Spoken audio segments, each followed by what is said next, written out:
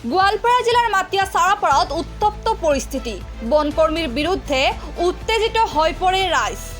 বনকৰ্মীয়ে খৰি কঢ়িয়া বাহন জব্দ কৰাক লৈ এই উত্তপ্ত পৰিস্থিতি। বন বিভাগৰ বাহনক আক্ৰমণৰ লক্ষ্য হিচাপে ল'লে একাংশ উত্তেজিত ৰাইজে। ৰাইজৰ ৰুদ্ৰমূৰ্তি দেখি ঘটনাস্থলীৰ পৰা পলায়ন বনকৰ্মীসহ বাহন।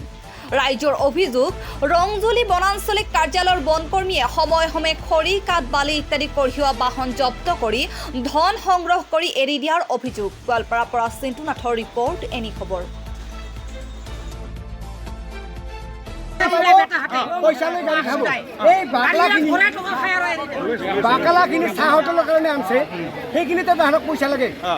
পইচা লাগে পিছিয়ে আহিছে গাড়ীখন যদি বাইচান্স এক্সিডেণ্ট হৈ গ'লে গাড়ীখন কি হ'লে পাব্লিকৰ মাজত ইমান পালি পাব্লিকৰ মাজত তাহাঁতে পইচা বিচাৰিছিল পইচা আহিছে গাড়ীখন পিটাইছে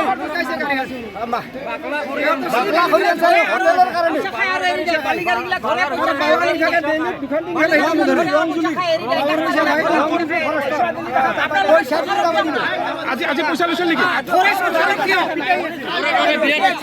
বিৰাট অত্যাচাৰ কৰে আমাৰ এলেকাত বিৰাট অত্যাচাৰ কৰে সৰু সুৰা গাড়ীগিলা চলি খাব নোৱাৰা হৈছে।